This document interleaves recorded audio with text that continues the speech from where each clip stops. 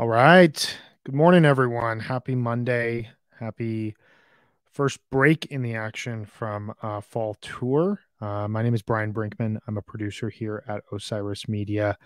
I am really excited to chat through night two of Chase Center with David Rowe, who was in attendance last night, as well as the previous night, Saturday night at the Chase Center. We'll talk a little bit about that and talk a bit about kind of where we find the band right now, three shows into what's shaping up to be a really fascinating fall tour from a musical standpoint. Before we do all that, I want to remind everyone out there that we are presented by Shift Genuine Cannabis. Shift Genuine Cannabis has made HFPod return. Thank you so much to them. They've been amazing partners for us, and we're in continued conversations with them. But more to do as we reach the end of the HFPod touring cycle and this touring segment of this show and look towards New Year's Eve and 2022 and beyond. So more to hear from them, but was amazing, has been amazing to work with them here over the last couple of months. And I also want to give a big shout out to our media partner, Jambase. Without Jambase, there's not a lot of you who would have heard of Osiris Media. They were a huge believer in us from the start, continue to promote our podcasts and our work here, and we absolutely love everything that they do. So huge shout out to our friends over at Jambase. I'm going to bring David on here in a minute, but I wanted to just before we get into the music, before we get into the meat of it, obviously there were some tragic events that happened last night at the Chase Center that have nothing to do with music, and I'll fully admit the details on the incidents have not fully come through to me. At least it sounds as though there were multiple fans that fell from the upper deck of the Chase Center. I don't want to get into any sort of speculation. It's awful regardless what happened. And I really feel for the fans as well as for their families. It's just tragic. This is the type of thing you never want to have happen at a concert. My initial thought is just, all of us, we got to do everything we can to take care of each other at the show to make sure it is a welcoming, warm, amazing place for people to be and to look out for each other as much as we possibly can. That's it. I don't want to speculate in any sort of way. I don't have all the details. I just want to send out a lot of love to the families of the victims, as well as anyone who was in the vicinity who was affected by it. And I guess that really goes to anyone who was at the show last night, because I have to imagine that if you caught wind of something happening, it shook you in a significant way. So thoughts to anyone who was in the venue last night, especially the victims, and especially people who were in the immediate vicinity who saw this firsthand. So really all I have to say until we learn more. Heavy heart kind of hearing that news here this morning. With that said, I want to bring on David Rowe, who was at the show last night. We've talked pretty extensively over the last 2 days about the shows. David was hanging with us at our show prior to the first night, right outside of the venue in Thrive City. And it was really great to meet him, talk with him, hear his thoughts on the podcast, as well as where Fish is at. And he's got a really cool story in terms of when he discovered Fish and kind of where he's at right now, seeing Fish with the next generation, which I'm excited to get into. David Rowe, thank you so much for joining us here this morning. Welcome to HFPod. How are you? I'm great. How you doing, Matt? I'm doing well. I did Saturday night. I flew back yesterday, and yesterday was my kind of that wake up call of like, you are a young father who decided to fly a quarter away across the country, I guess. I don't know. I flew to the Pacific Ocean, saw a fish show, did a podcast, and then flew back the next morning and was like, wow, that was a lot in 24 hours. A lot of emotions, a lot of travel, a lot of time taking your shoes and belt off and then putting them back on again. All that sort of stuff that goes into the travel experience for Fish. But I wouldn't change it for anything. I felt like I saw a great show on Saturday, and I feel good here today. How are you feeling after 2 nights? Did you see Sacramento, or were these your only 2 shows? No, I didn't do Sacramento. So these were the first 2 shows of the tour for me. It sounds as though if you could, you'd make some different toothpaste choices on the weekend. It's funny. I was packing my bag and I was like, do I need to get a smaller thing of toothpaste. No, I'll be fine. And then it Well, ended up being the thing that caught me, and I had to wave over RJ, and I was like, I don't think on LinkedIn they tell you to travel with your boss and have TSA check your bags like this. It was just a whole spectacle of things, but we're good in the end. How are you? How are you feeling coming out of 2 nights of fish, and are you seeing any more fish this fall? Yeah, I'm feeling great. I have 6 more shows if everything goes according to plan. Wow. I'll be in LA, Santa Barbara, and then heading over to Vegas for the 4 night run there. And I mentioned to you just before we jumped on here, it's been an interesting journey relatively recently for me. I'm a relative fish noob. First show was 531 2011 at PNC. Got the bug, went down the rabbit hole hard. It's sort of extraordinary to me that it didn't happen earlier. The funny thing is I'd listened to fish in the 90s, but Oh, only wow. CDs at the time, and I had young kids at the time and lived in a part of the country where fish didn't go to that often, so never made a live show, so I didn't get it till then. And then, roll the clock forward 7 or 8 years. I really had a great time watching a lot of shows. Went to the 4 night run at Madison Square Garden in 2018. Oh, wow. Ended up, getting some sort of bug that turned into pneumonia, which turned into chronic fatigue syndrome. So I was dealing with that for quite some time. Wow. And really, it's taken me, I'd say, certainly the first year was miserable. And then from there, I've just been sort of, rebuilding my ability to get out and do the things I love, one of which is fish. So yeah, so the weekend was really a pretty emotional weekend in that regard, because it was just great to be back in the arena. I did get to see John Fishman's Almost Tab at Radio City a couple of weeks ago, so that was the warm up. And I felt confident, that I'd be able to do the show. So it was great, really was just a fantastic weekend, and so much great music and so much to talk about. So much great music, and welcome back to you to the live setting. I'm really glad that you were able to, you know, put yourself in a position where you could go and see shows again. That's really special. It's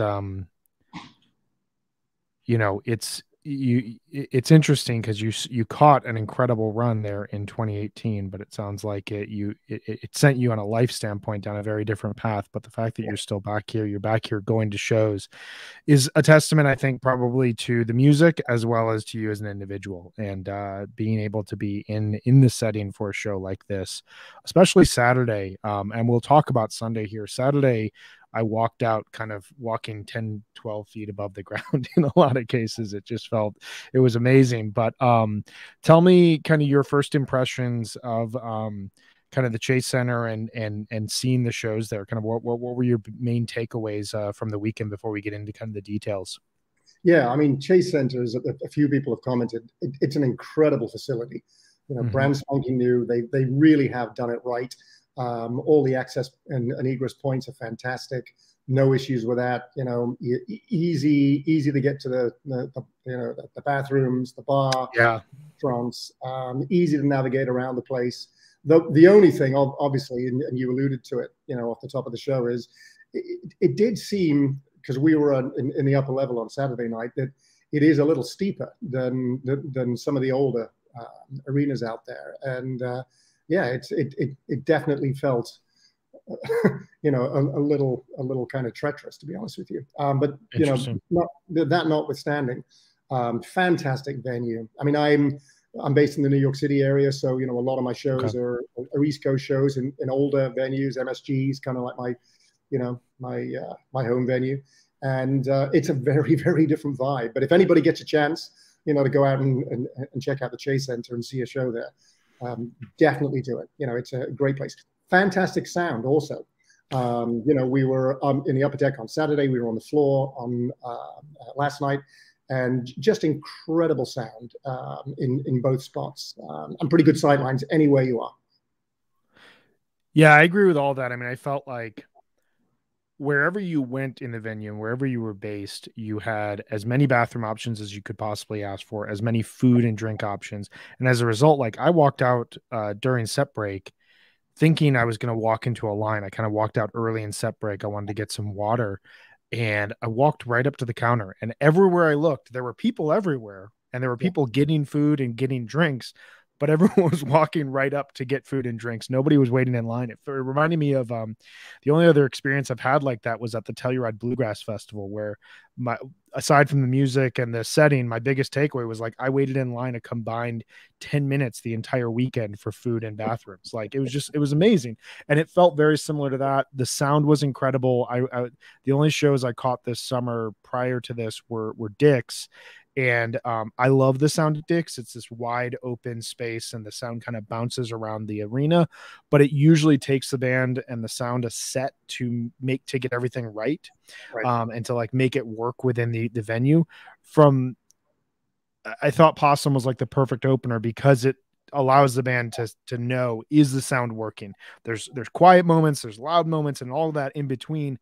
And I felt by midway through Possum, I could hear every single band member as though I was wearing headphones. It was unreal.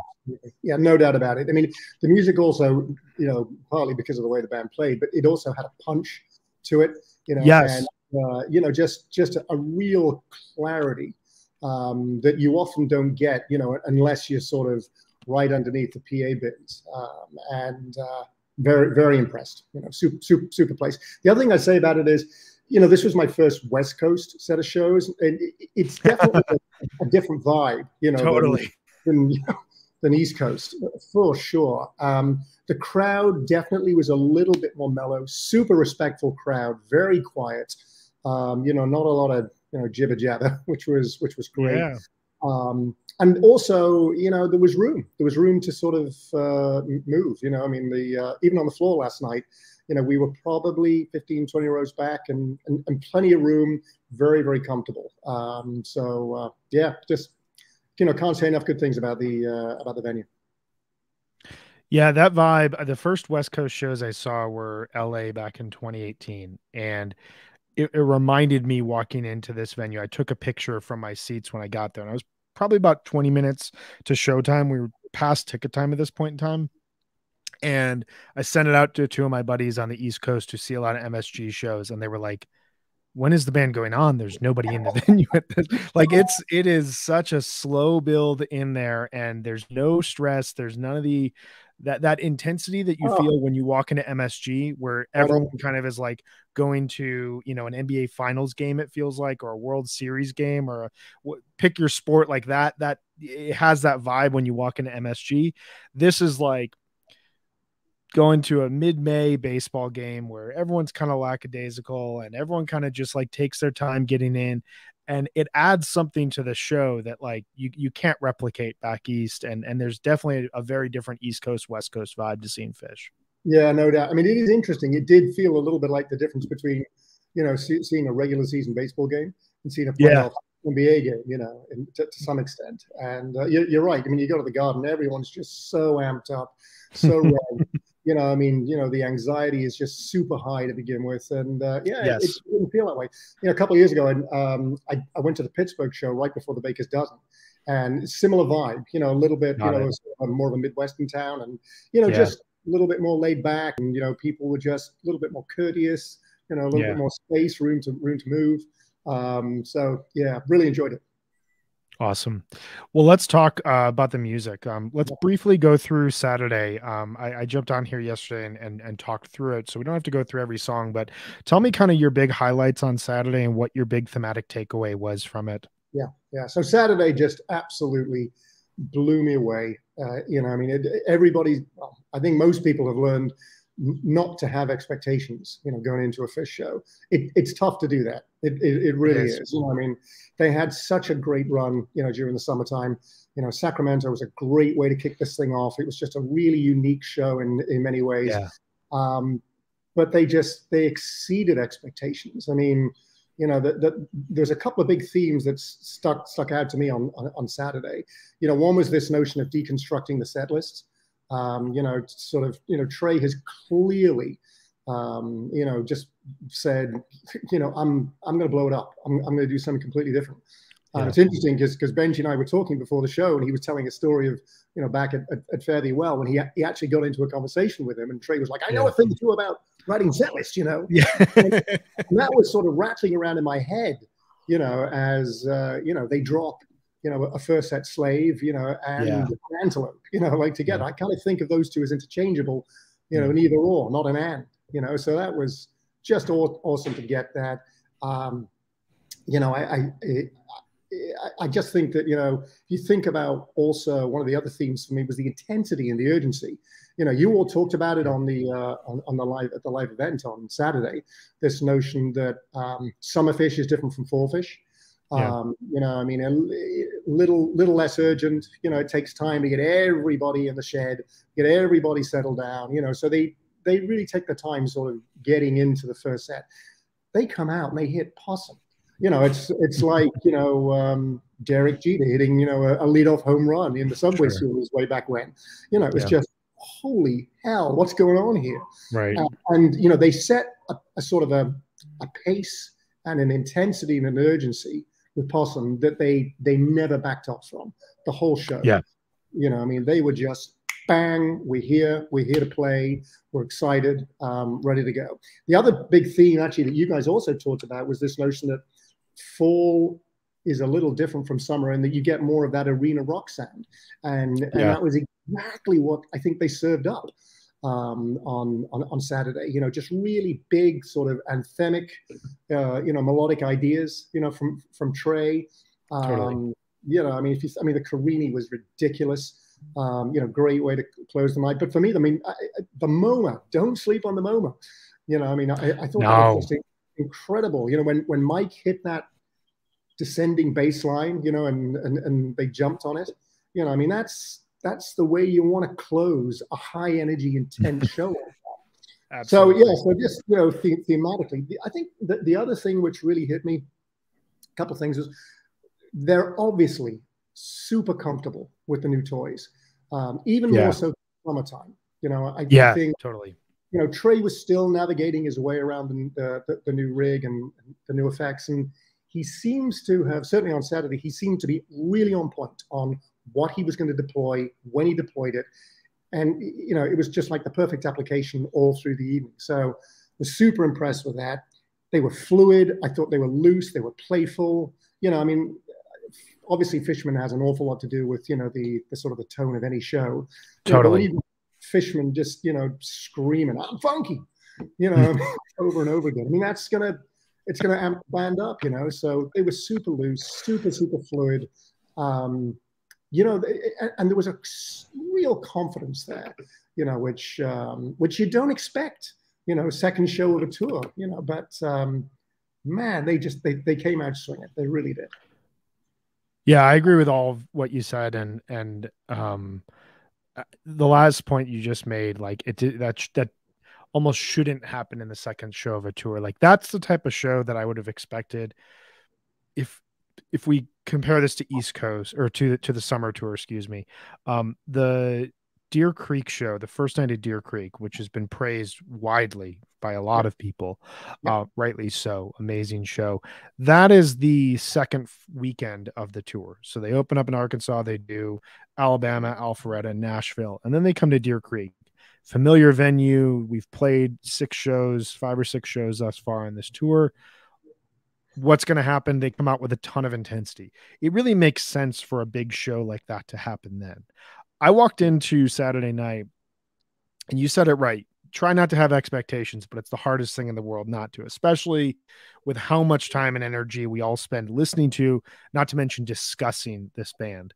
You walk in and the first song is always, and we'll get into this when we talk about Sunday, but the first song is always going to set a vibe. And to me, Possum set a vibe of like, we're comfortable. We want to hear what this venue sounds like, but we also want to see how much energy you all have. And the whole venue responded brilliantly with it. When I saw from my sight line, I don't know if you saw it from where you were at, but Trey looked at Mike for the next song and Mike called Haley's and Trey just got this shit-eating grin, like ear to ear, and nodded. And immediately they went into it. And you talk about how comfortable they are with their toys right now. Without a second thought, the second they transition up the register and they move into the typically the quick jam part of Haley's before transitioning to a song, Trey just went right for that synthesizer pedal. And right when he went there and that worked, even though it was only, 8 or 9 minutes, it wasn't a super extended Haley's. It said to me that like the band just feels it tonight and they feel communication with each other. And Yeah. that just went on, the arena rock nature of it, the communication with Fishman. I mean, there's a moment in 46 Days where Paige, Trey, and Mike are all just playing a sustained note and allowing Fishman to just like play a riff by himself. And Yeah. who knows where it's going to go, but he's the one leading. So I walked out of that show feeling about as high as I felt coming out of any Fish show. It was up there with some of the best I've seen. And for that to happen on the second night of tour, the first night at a new venue, is kind of unprecedented, and it feels just ridiculous saying the things I just said, but I can't really like argue myself out of it. Like that just, it felt like a big show. Well, I mean, to me as well, one of the things that, I mean, I love the improvisation. So I love it when Totally. a set just feels like the songs are just there to introduce the jams, and the whole set, including the encore, was Yeah, just, it was just a six song improvisation, and again, they really just they took it all over the lot. And, another thing is that they certainly the first two shows, Sacramento and Night One, super purposeful with the bust outs, right? I mean, huge bust totally. outs, Totally. and they hadn't played Frankie Says in six odd years, but not only do they play it, but they take it deep, Right. in the middle of a set where they're already killing the jam. So to me, that was just holy hell. Where's this thing going from here? Then the wedges was again upbeat with intensity, played with real purpose and passion. And then Moma and Carini to Send You Home. I mean, Yeah. just when you get a set like that, that's just all improvisation from start to finish. You just feel like your feet don't touch the ground for 90 minutes. It's fantastic. Right. Right. It's the feeling we chase in a lot of cases. And so Saturday, pretty unanimously praised, and then they come out on Sunday night. And we know what people say about Sunday night Fish shows, especially in the 3.0, 4.0 era. You're not supposed to miss them. I made the mistake, I guess, as many would say, of flying home the morning after. I knew what I was getting into. I'm seeing Phoenix, Chula, and LA this upcoming weekend. So had to do the family time, had to kind of reset everything before I go back out on a small little tour. But the band walks out on stage, and I'm curious, like, was the venue buzzing from the night before? Like, where was it any different from an intensity level standpoint going into the show compared to, because of what they played the night before? Yes. But I mean, again, it's sort of weirdly paradoxical. If that had been the Garden, people would have been, to your point, buzzing, Yeah. like unable to contain themselves. Yeah. Everybody would have been talking about it. Maybe it's the West Coast thing, but, people were just like, yeah, it's a Sunday night. It's a Sunday Fish night. I mean, it's clearly a different crowd from a Yeah. Saturday night. I mean, it was, you could tell that. But people were relaxed. And, this speaks a little bit to one of the things that I wanted to talk about, which is where the band's at right now. It's Sure. almost like the fan base has relaxed along with the band over the last 5-6 years. I mean, the first, 3 or 4 years of 3.0 were a little inconsistent, let's say. Yeah. And there was a lot of anxiety about, are we going to get a clunker or are we going to get a gem? And nowadays, you're not getting a clunker. You're not, so it's almost like it's a Sunday night. It's California. They dropped a big one last night. I mean, how bad can this be? So it didn't have that. And maybe it was the West Coast vibe too. So I didn't feel like, it was as buzzy as it would have been back east. Sure. And like I say, we were sort of, page side, 20 rows back on the floor. And just, people were just relaxed, about the whole thing. But then, look, they opened with Bug. They Sorry, open with Bug. Well, I was just going to say, you make a really good point. I was thinking about it coming out of Saturday night show, and I think Sunday night, we'll get into this, but like Sunday night almost proves the lesson of this thought that I had coming out of Saturday, which was go back and tell your 2010 self that Fish is going to play a show like this, and that this isn't going to just be like the one show of the year that they play like this. You go back to 2009, 2010, 2011. I listened to a lot of those shows as they were happening. I listened to all those shows as they were happening. There are like shows, on one hand that I can pick off that people were talking about 6 months later. Albany 2009 was a show everybody was talking about 6 months later. Meriwether Post and Utica 2010, the show right after your first show, the DTE show from Detroit, Mike's birthday 2011. You have these moments where UIC 2011, where the band would play a show that was so good and it was above everything that was the average of the era, that was what everyone talked about. And now you almost risk that Saturday show being lost in the fray of Shoreline, of Deer Creek, of Dick's Night 3, of whatever else is to come here on the tour. That to me isn't that positive. But the interesting thing is then they come out, and to your point, they're playing in a slightly off market for the band. San Francisco is not their home base. They've only played about 50 shows there throughout their career. And they open up with a song that the main refrain is, it doesn't matter. None of this actually matters. And the idea that, we played a big show, doesn't matter. Tonight's a new night. And they almost set the tone from the start that tonight is going to be vastly different from last night. But also this is kind of going to be one of those shows that you have to listen a little bit deeper for. And that was kind of how I felt early on. It was slightly odd set list choices compared to the night before, a bit more contemplative at times. But as the show evolved, and especially when we get into the second set, some really, really deep musical explorations that, to me will stand up with some of the strongest of the overall tour. What were your thoughts as the first set was unfolding, and what were some of your highlights? Yeah. So, I mean, they come out with Bug, right? And to me, it was like, here we go, more set list hijinks. I mean, like totally. So, I mean, for them to open with a with a ballad, and for them to open with Bug, wow, that's we're in for it. Here we go, right? And then what I liked about it was, because the crowd is so used to hearing Bug as a cool down, deep into a set. It almost set the tone right away that we're in it. You know what I mean? Whereas there's, it was almost like they picked up where they left off from the night before. It was almost like the cool down from the Carini. You know what I mean? Oh, interesting. And it just locked people right in. And then, of course, from there, they take it right back up. They hit you with, a high tempo, My Soul, Back on the Train, and then they go on Amaze. I mean, that just, the energy level just cranked up 3 or 4 notches, with those 3 choices. So at that point, I'm thinking, okay, maybe we're sort of reverting back to a little bit more conventional set list structure here with these 3, and that's kind of how I felt all the way through the set. It did feel a little bit more like a conventional set. Agree, yeah. Set in that regard. I was waiting. I was like, okay, when are we going, back off grid here? They did get out there in steam. The steam was nice, and again, very nice. Very. I guess it's what Jonathan would call a micro jam, right? It had it all. It had all the components you're looking for.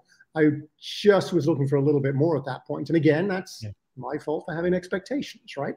So, by the time we got through the set, I was thinking, okay, somewhat conventional set, tie game, bottom of the 4th tie game, all to play for. What are we doing when we come back out here? Do we have any more intensity, or where are we at? Yeah. Yeah, no doubt about it. I mean, it definitely did feel, just a little bit like, where are we going? Could have gone in either direction at that point. Well, and it's interesting because, you said something that the phrasing you used, I completely agree with. Like, when are we going to go off grid? There's a constant push and pull within Phish of like, we're a rock band. We play 2 sets. We are a song oriented rock band. We are not an improvisational band. Like at Phish's heart, they play brilliant improvisation, but at Phish's heart, they write songs, and the songs are what drives the band forward, and the songs are what leads to the improvisation. And if I could go off grid for a second, I was thinking about this during Saturday night show, that perhaps what ultimately led to the band being where they're at in 2021 was this conscious move in 2013 to refocus and double down on songwriting. One thing that is rarely talked about is early 3.0. You have Joy, you have Steam, you have a few debuts here and there, kind of, just kind of speckled in throughout the first 4 years of 3.0, but you don't really have a conscious push towards new material outside of the Joy songs. And so as a result of it, a lot of these shows in early 3.0 live and die on old Fish songs and Yeah. and big old Fish songs. And starting with Wingsuit through Ghost of the Forest, Lonely Trip, I guess you could call it, we've had somewhere in the range of like 50 to 70 new Fish songs being fused into the set list. And especially in the last 4 years since Casvo Voxed, it's just like every year we get 10 to 12 new songs that have to come in the rotation. And there's a part of me that wonders if that exercise is actually what led the band to hear each other a little bit better, think Yes. about communication, and has led to these very song oriented improvisational moments. Coming back to Sunday night's first set, the push and pull is constantly, how do we play a completely outside the box set or show? But then how do we ground ourselves again? And Sunday night's first set felt like a grounding first set, where for many of us who seek improvisation, there's moments of like, okay, when are we going to be unleashed? When are we going to go off grid? When are we going to have that moment? But the band is almost consciously staying slightly restrained. And even within that, with how they're playing on this tour, you get a really fascinating Back on the Train that had some really cool moments within it. You get an absolutely incredible Steam that micro jam, but has everything in it across 12 to 13 minutes, and a really gorgeous Reba that like feels fully formed. The composition segment is great, but also you get into the jam, and it reminded me of Reba's from the summer, where the band was just exploring this song like they haven't, in the last few years. So I think leaving this set, you're absolutely right. It felt like a reset, but it felt like, okay, what is next? Yeah, I mean, I do want to pick up on a couple of those thoughts. Yeah. Talking about the Reba in particular. It was almost like that's when they said, okay, I like your notion of most of the first set was regrounded after a very exploratory night one.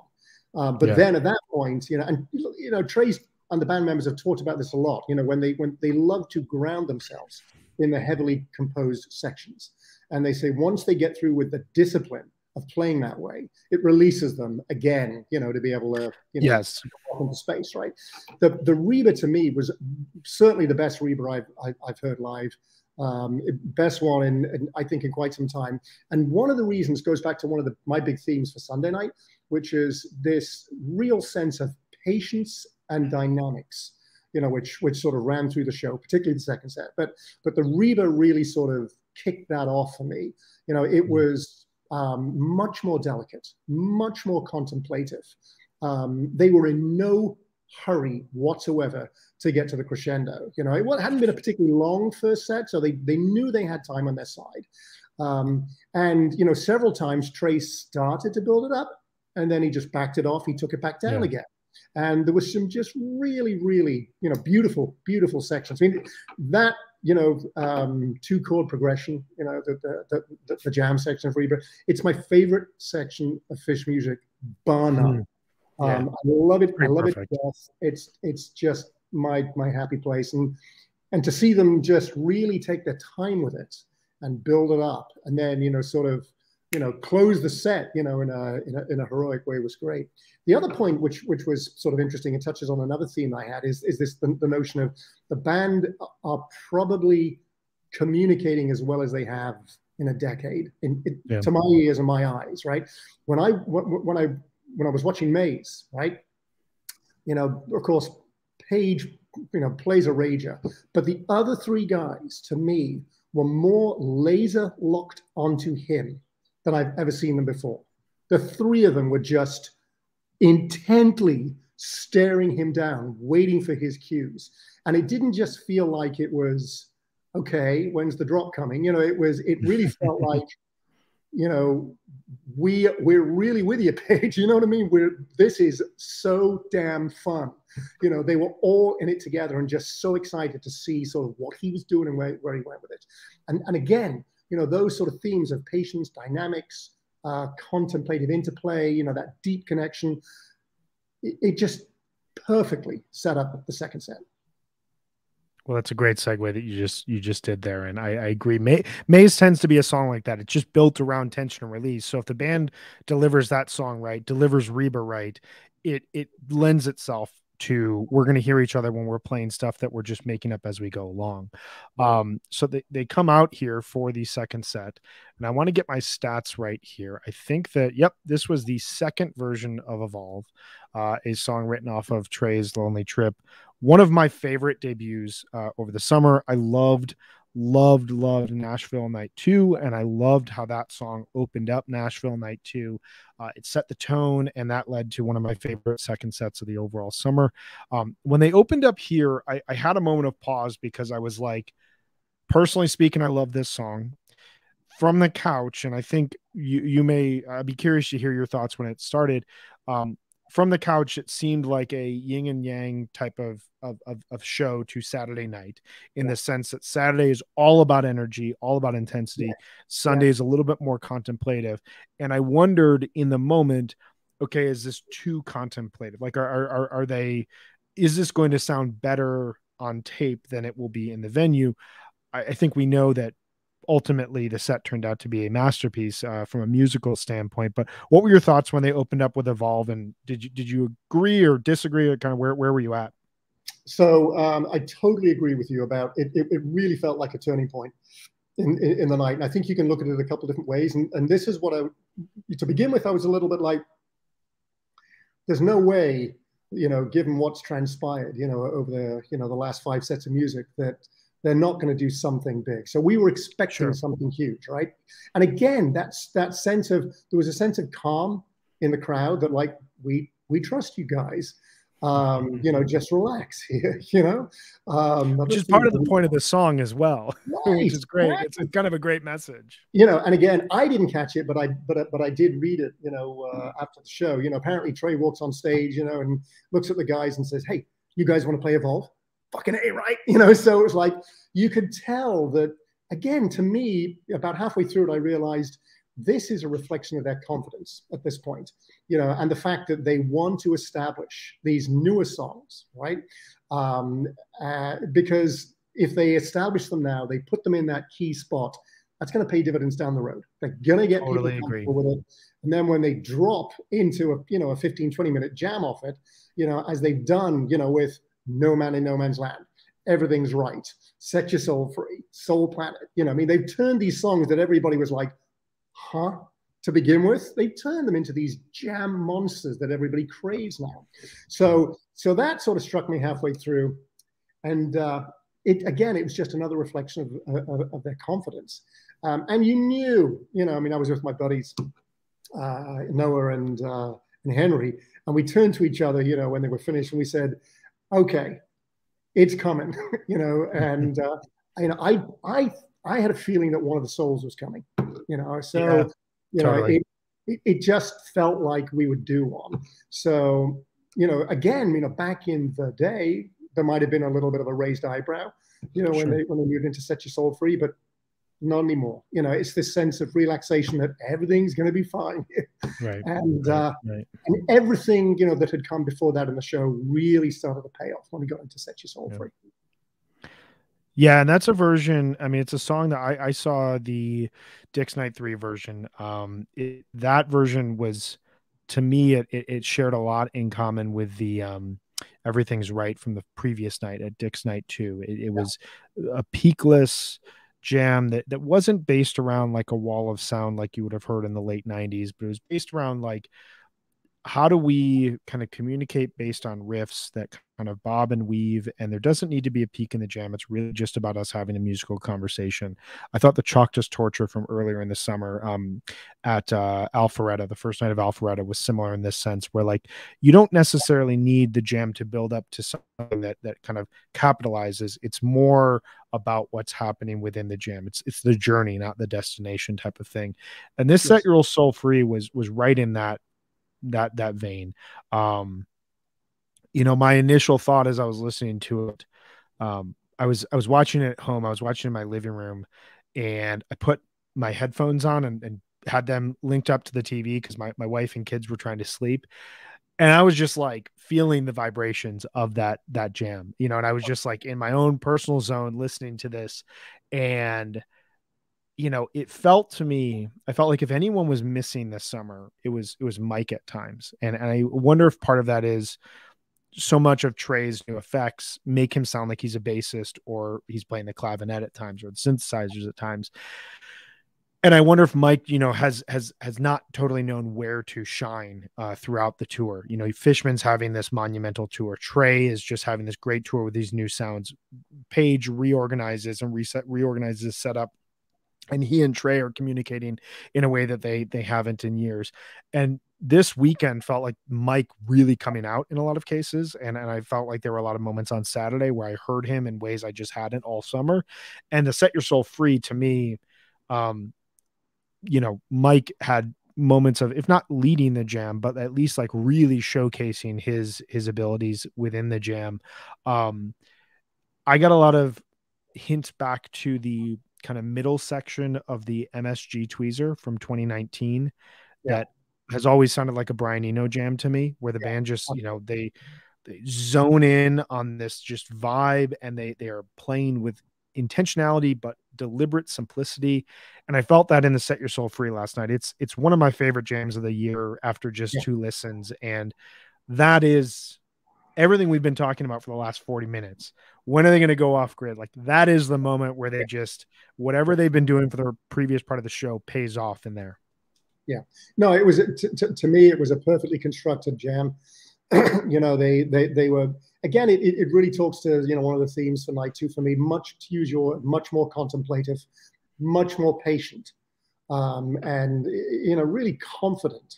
There's sort of a swagger about it in a lot of ways, but in a very, very sort of understated, confident way. To me, when they sort of started to break it down into the deep space point, and I mean, I really think that Page is taking, his new synth play to new levels. Totally.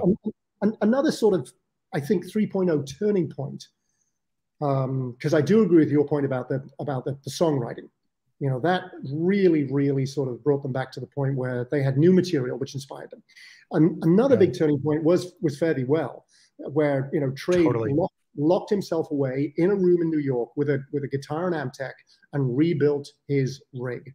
And he's not stopped tinkering since. He came out with the Comet amp first. He's now got his train wreck that he loves. The tone is absolutely insane. But as he introduces, new toys into the rig, right?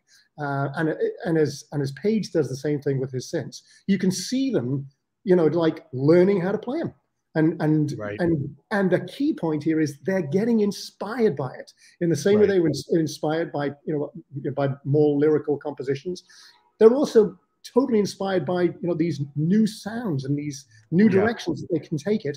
It felt Summer Tour to me like they were experimenting, but it was a little bit like a kid learning to walk for the first time. They were a little bit bumping into things. Last night didn't feel like that at all to me. Last night, it felt like, they've figured out how to walk and talk and chew gum at the same time, and totally inspired by these new toys, and they know how to get the most out of them. They know how to play them. So, that was fantastic. And when they dropped into that spacey stuff, I mean, I was on the Rocinante into the heart of Cygnus X1. It just had this real sort of, to me, I was a Hawkwind fan way back in the day. It had that sort of trippy sense of where the hell are we now, but you never felt lost. It always felt grounded. And and again, with both big jams, we'll talk more about the Chalk Dust in a moment, but with both big jams, it didn't feel at all like they ripcorded the jams. It felt like they found a way back, all of them communicating deeply and listening, and they were able to land them perfectly both times. Yeah, I want to say a couple of things based on what you said. The last point you just made, like, there was a moment where they kind of moved out of this blissful deep space. I love these jams where it feels like we are moving into interstellar territory, and we've moved, beyond the Kuiper belt, and we are now just like we are going off into the universe. And it feels very patient and it feels very calm. We talked last week on another show that I do with an artist, Tim Showalter, who just released a phenomenal album called In Heaven, and a lot of the album was inspired by reading Kurt Vonnegut's The Sirens of Titans, one of my favorite books. And there's a type of music that Fish can get into that feels like there's a segment in the book where the main character finds himself on the planet Mercury, and he's down in like the caves of Mercury as you fly through the canyons of comets and asteroids that have hit the planet. And there's these beings that survive on the vibrations of music, and they strap themselves to the walls of the cave essentially and just live off of and feed off the energy of the vibrations. And the whatever that sound is that they're living off of sounds like what Fish was playing last night in the Set Your Soul Free. And somehow they found their way back to Set Your Soul Free, and it didn't sound like it was ripcorded. It didn't sound like it was forced. It sounded like Trey kind of stumbled upon it and said, okay, we're going back. And I don't know if I've heard a jam. Now, they've done this a lot in the last few years where Trey seems determined to finish a song after playing for 20 minutes. And sometimes it sounds like, well, why did you do that? You could have just ended it or kept going. This didn't feel like there was any intentionality. It felt like he fell back into it and, okay, we're ending the song now. Which was a very cool moment. But one thing you said, just how they sound now in terms of like walking and chewing gum at the same time with their effects and their new toys. I definitely agree with that. And I think it's a real testament to this constant evolution that the band is seeking. And Trey, as you said, has been tinkering with his rig for the last 5 or 6 years. There have been tours. Summer 2016 jumps out immediately. Parts of 2019 jump out as well.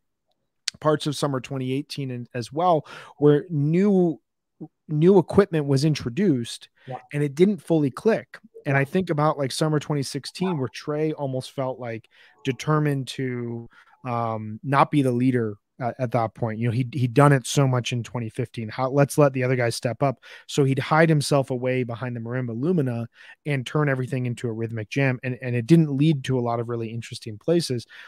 That could have happened with these rigs, with these new effects. Absolutely. And somehow, since the moment that he introduced them, and since the moment that Page reset up his own rig, we've heard the band communicate with such ease, definitely trying to communicate in this manner. And now we're in a tour where they know how to do this. And when they just fall back into that synthy sound and that aggressive playing from Trey, the band just sounds like they're playing without any sort of effort, and you get a jam like the Set Your Soul Free, or later, as we'll talk about, the Chalk Dust Torture. Yeah, no doubt. So we move from a brilliant Set Your Soul Free into the first wingsuit since February 20th, 2020, the final show of 3.0. I'll just say it, the final show prior to the pandemic.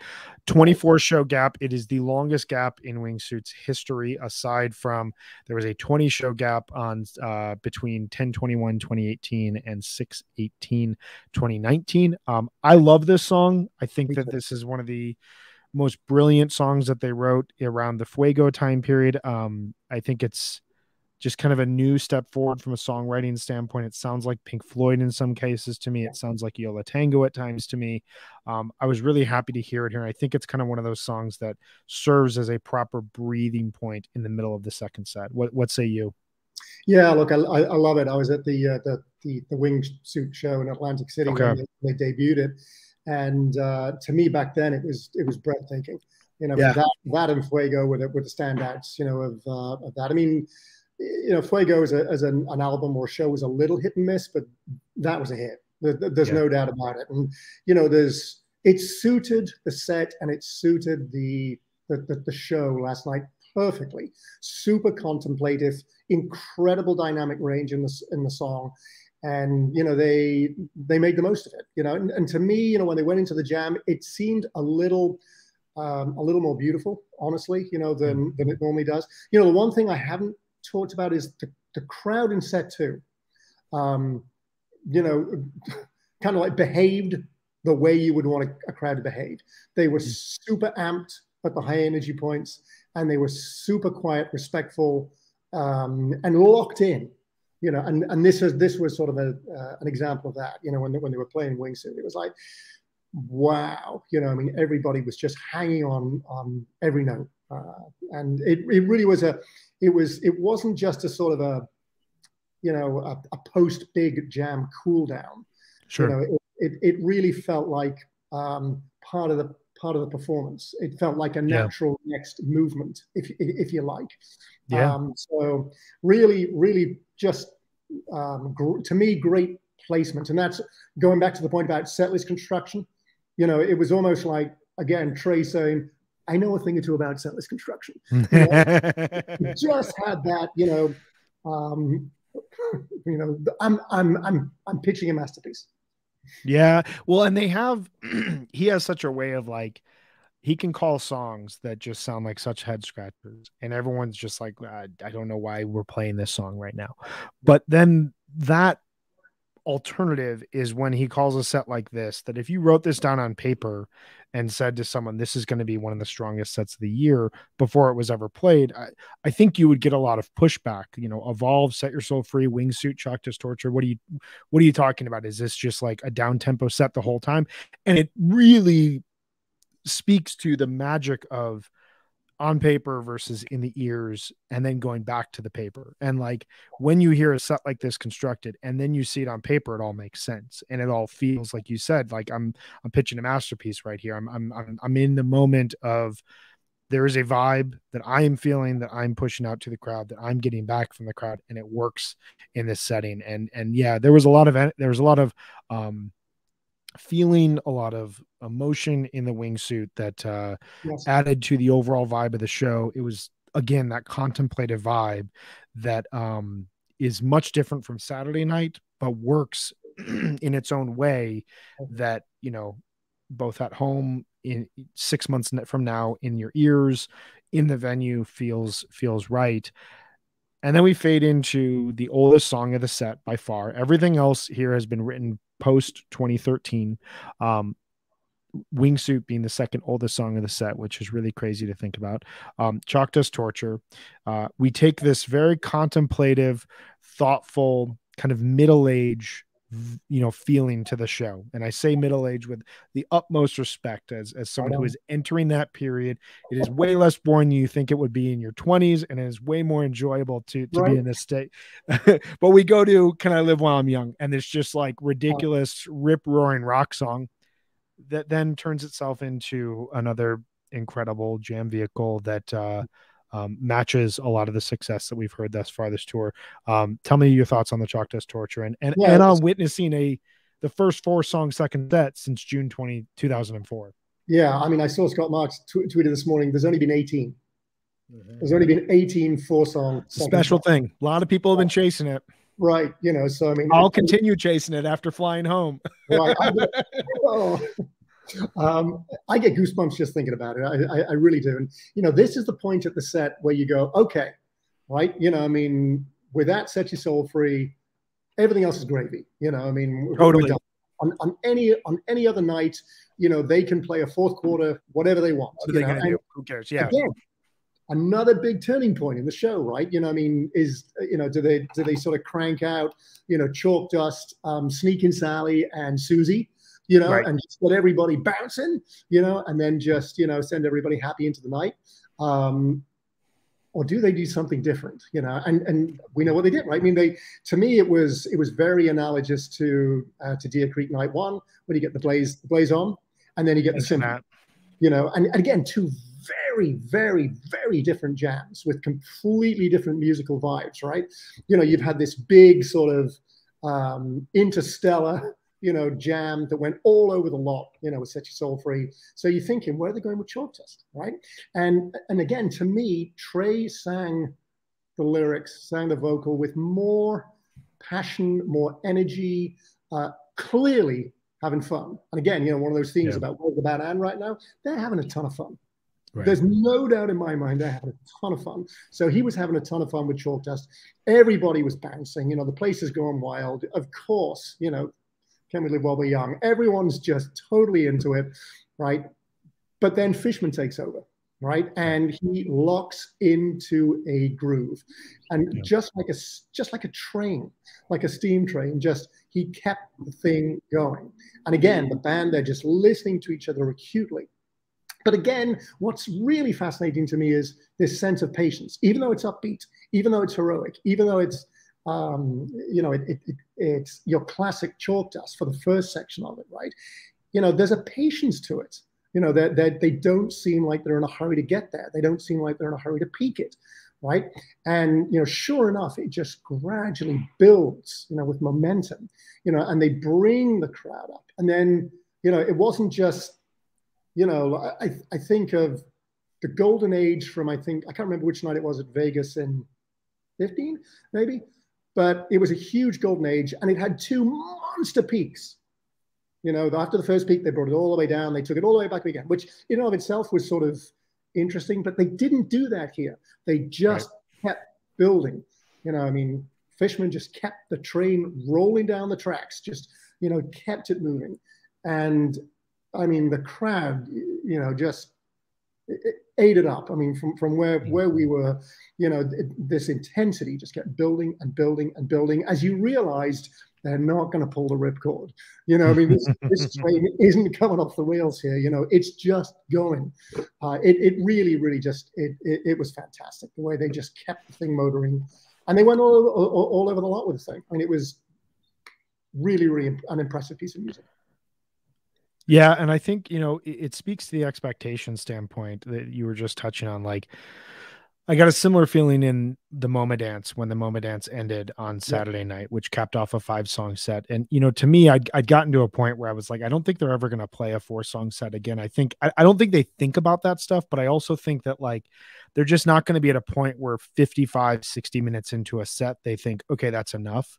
What you pointed out, like, the expected fourth quarter at this show would have been like the chalk dust, fun little 7-8 minute Sally that kind of bounces around, and then like a Susie Greenberg to end it, maybe a 2001 in there. That yeah, to me would have been what I would have expected based on where Fish has been over the last 10 years, where they want that balance. They want the contemplation, but then they want to make sure you all walk out with a smile on your face. yeah, And, the idea of playing a set like this, that's very methodical, that's very contemplative, that, is kind of heady in a lot of cases. It's not there to really make you dance so much as it's there to make you think. yes, And sometimes that's, the best type of Fish that you can hear. As they're pushing through chalk dust,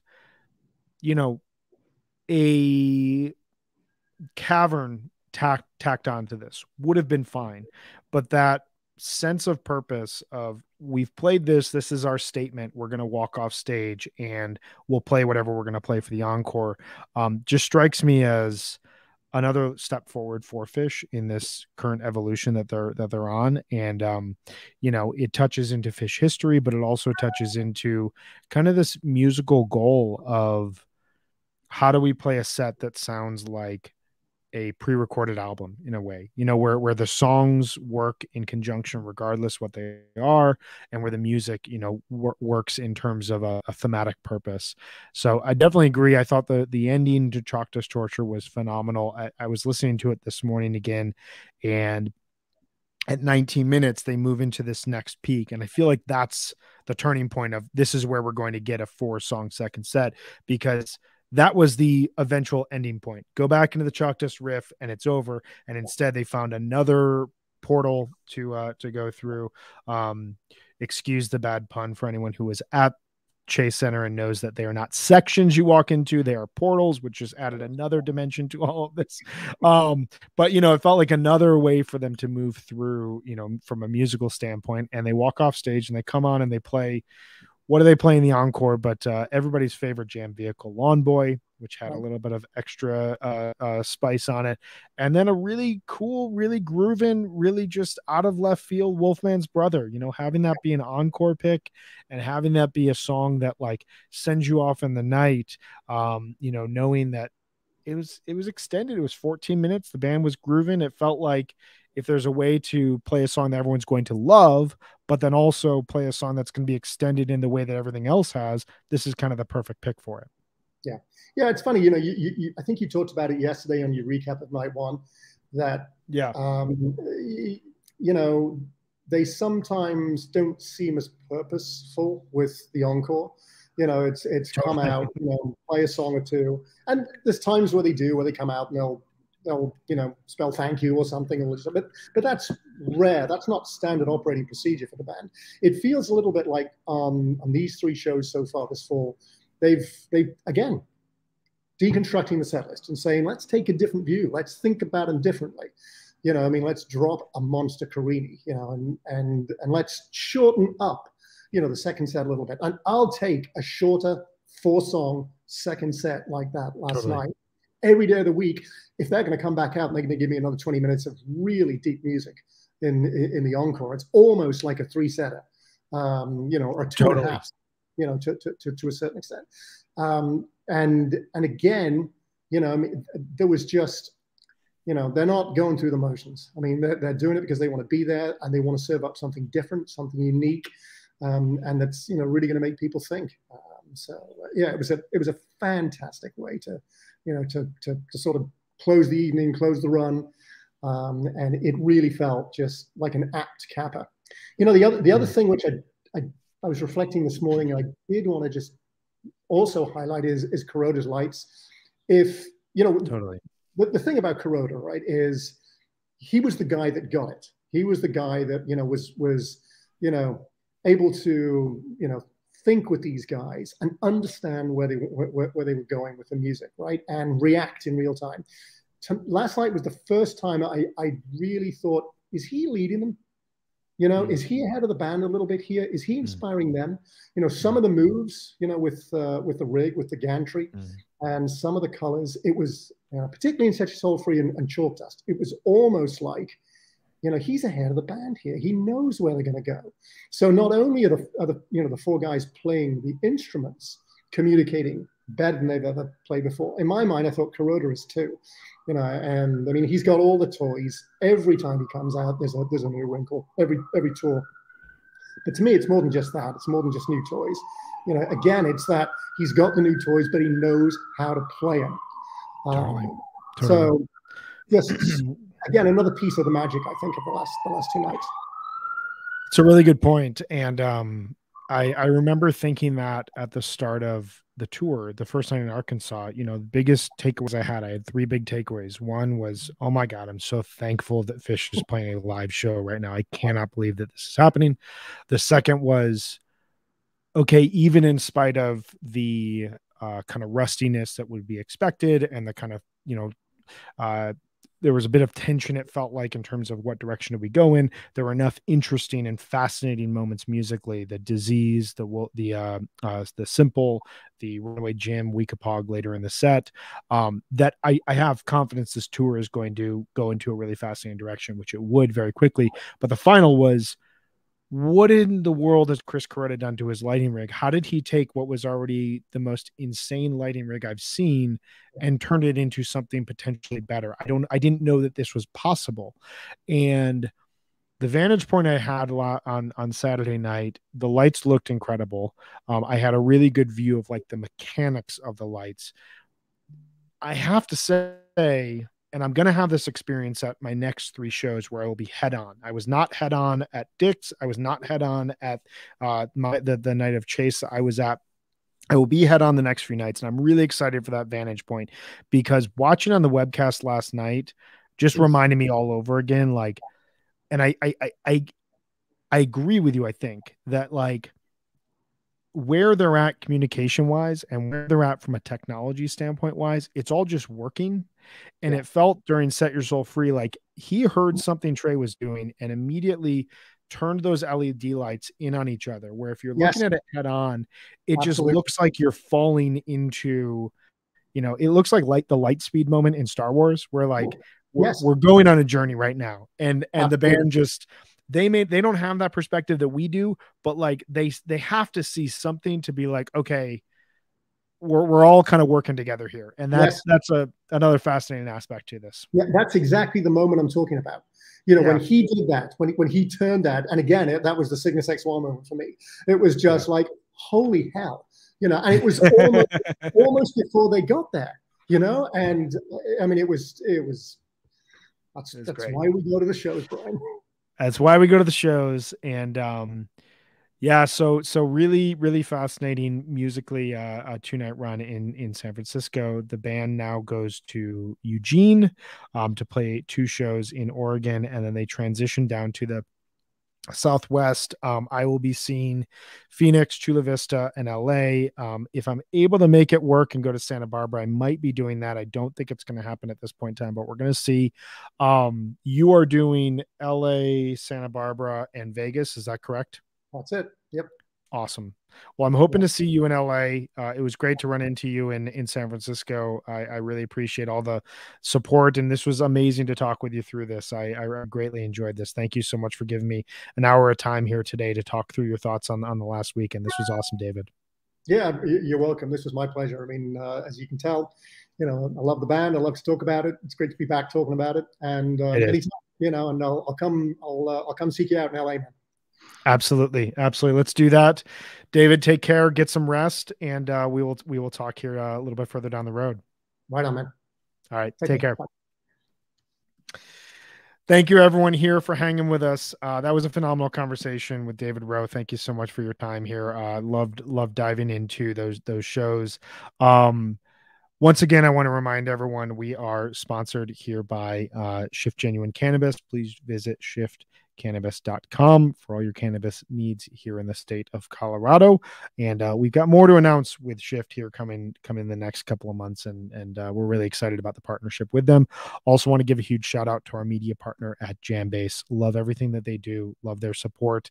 They're incredible people over there. I'm guessing anyone who is tuning into this show is well aware of Jambase, but I just want to spread the love to them as well.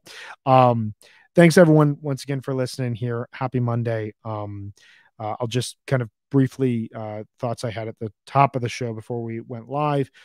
Just thoughts with the families of and with the victims themselves of the people that unfortunately fell from the upper decks last night. Just really really tragic stuff. The type of stuff you never want to hear happen at a fish show. And I hope everybody out there is doing okay. Anyone who was affected, and as more details emerge, obviously we'll hear more about this, I'm guessing. But just thoughts, vibes, love with the victims and their families, and anyone who was in the vicinity who was affected by that. Um, that said, I hope everyone has a good Monday. We will be back Wednesday morning at 1 p.m. Wednesday afternoon, 1 p.m. Eastern, 10 a.m. Pacific, and everything in between to talk through the first night of Eugene. And we'll be doing this throughout the remainder of the tour. We got some great stuff coming up. Hope you're all doing well. Looking forward to talking with you here soon. Take care. Bye-bye.